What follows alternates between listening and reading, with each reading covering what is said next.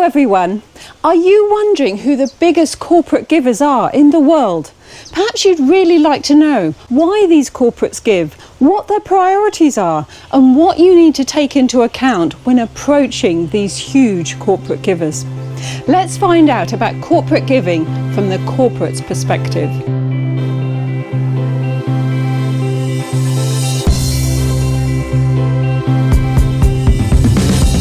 Hello everyone, I'm Louise from the Social Strategy Cafe and it's lovely to have you here. This channel provides tools and tips for strategically developing your non-profit. So it doesn't matter whether you run a social enterprise, whether you work for an NGO or you run a charity. We all need to consider including corporate funding as part of our funding strategy. But did you ever want to know which corporates are the largest donors in the world and what motivates them to give? Grab yourself a cuppa and let's take a look. So understanding more about what motivates a company to give and how this corporate giving landscape is changing will really help you to drive forward your corporate relationships and funding. But first, let's start with the difference between corporate fundraising and corporate giving, or corporate philanthropy. Corporate fundraising is really from the perspective of the charity or NGO. It relates to the process where a non-profit works to secure financial or in-kind support from a for-profit organisation. So the NGO or charity is the organisation asking for the support to further their mission, and the company is either the source of the funds or intends to raise them.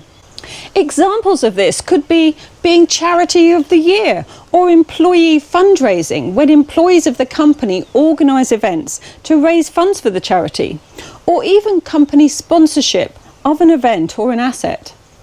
However, corporate giving or corporate philanthropy is from the perspective of the company. It is the direct action taken by a for-profit organisation to provide resources, which could be financial, in-kind or volunteer time, to an NGO or charitable cause.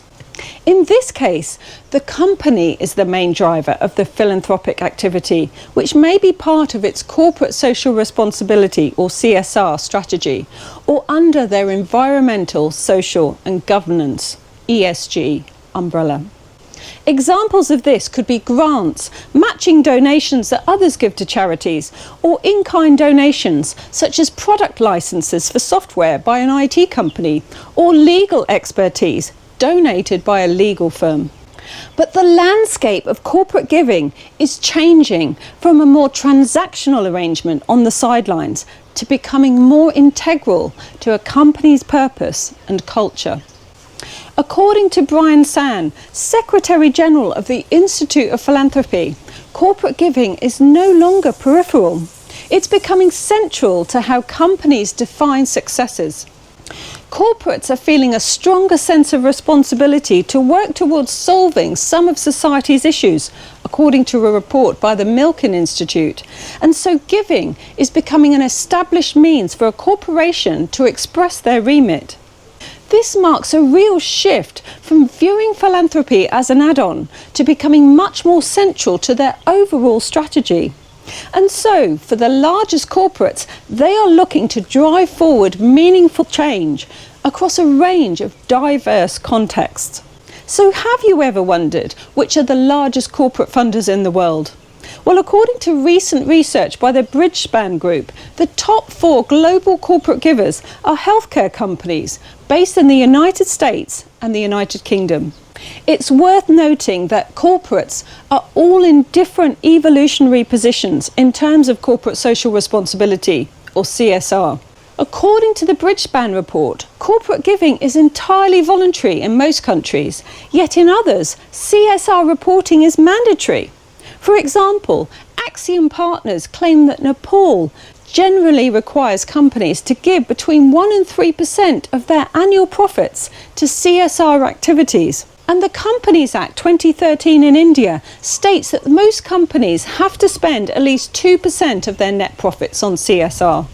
So what does the research tell us are the key considerations of these huge corporates when making corporate giving decisions? Well, of course, there are always commercial decisions to corporate giving, rather than predominantly the social concerns that NGOs prioritise, because corporates' priority is to earn profits for their shareholders. So, if corporates are allocating money or resources to corporate giving, then they will be required to consider the implications, both internally, which will relate to concerns such as required margins, investment and brand priorities, regulatory requirements, and stakeholder scrutiny, and externally, which could relate to what they know about their customers and their priorities, and the risks of potential social washing and greenwashing, which can present risks to companies, according to a report by RepRisk. So another concern by corporates would be risk. Companies will always want to balance their desire to support worthy initiatives while managing risks to the business itself. A recent Asia Philanthropy Circle report concluded that corporations in Asia gravitate towards safe giving projects and those that increase the brand of the corporation and its legitimacy in the communities in which they operate. But lower risk giving can still have a large impact, supporting charitable causes such as education and health through building schools and medical clinics, skills training and funding scholarships all produce long-term benefits. Disaster relief also is a popular low-risk approach. Catherine Koo, Head of Strategy and Impact at Ayala Foundation in the Philippines, says that supporting disaster relief is usually easy for companies to support because they understand where the money is going and it delivers immediate, visible results. By contrast, pioneering initiatives are harder to fund because they require longer timelines, stronger evidence, and higher upfront measurement costs. Another area of consideration is a giving strategy. Many of these largest corporates have a clear strategy to fund at least 7 different areas, although others are much more ad hoc and respond to requests from corporate leaders and stakeholders, or even have a combination of the two. Businesses have to navigate between excluding a stakeholder's priority cause amongst spreading resources too thinly. But this can give you a clue about which causes corporates may be open to funding, particularly if you know from your research about which causes their stakeholders and board members are keen to support. Another consideration is balancing long-term outcomes with short-term expectations. So corporates have competing requirements regarding their investment into social environmental progress. Social change does not happen quickly. But so often corporate boards are looking for short-term results to justify their investments. NGOs can respond to this by reporting outputs like the number of children fed, adults vaccinated, or scholarships awarded, alongside impact data on longer-term outcomes. These impact metrics need to convey results clearly to corporate leaders in a business language that they understand. In addition, it needs to include the learning mindset approach, which values successes as well as setbacks, so that corporates can adapt their impact strategies based on the evidence gathered through evaluations. So another consideration for corporates is whether to collaborate or whether to go solo. So we are all recognising the need for much more collaboration in order to tackle the complex social and environmental issues that our world is facing. However, currently, most corporate givers are preferring to fund causes alone rather than pool their resources, as it allows them to retain control over strategy and branding, and it reduces the risks that can come with collaboration. Yet, of course, there are many benefits to collaboration, as it pools capital, combines expertise and networks, and can enable larger scale initiatives. The key for NGOs is to work with corporates and infrastructure organisations to highlight the opportunities of achieving high impact results through larger collaborations. So how are these corporate givers giving? Well, according to the Bridgespan report, there are 3 approaches used by corporate givers to drive impact, which were sometimes standalone and sometimes combined.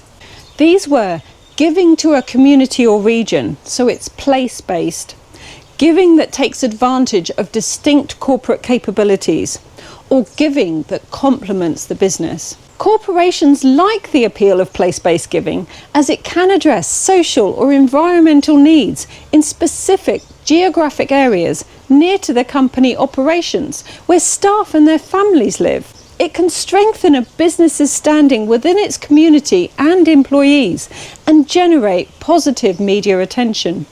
But it's worth noting that successful local initiatives sometimes become a starting point for taking a program global. For example, Infosys, an Indian multinational technology company, brought its Springboard digital learning platform to other communities around its global offices, following its success in helping to upskill 85 million learners in India. Corporate giving also often focuses on using a business's core business capabilities, such as supply chains, manufacturing processes, talent or technology, for social or environmental benefit. This method plays to a corporate strength and can develop new or strengthen existing solutions. An example of this is Tencent Foundation, which created a different approach to social value creation through building on its large user network and technology capabilities.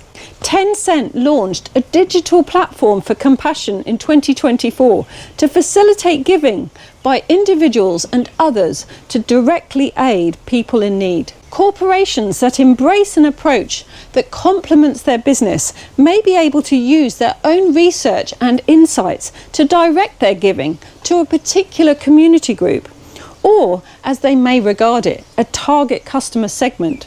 This would lead them to identifying and developing products and services to address unmet needs, which align with their core business. This approach can be a win-win as it serves a social purpose while potentially developing future market opportunities.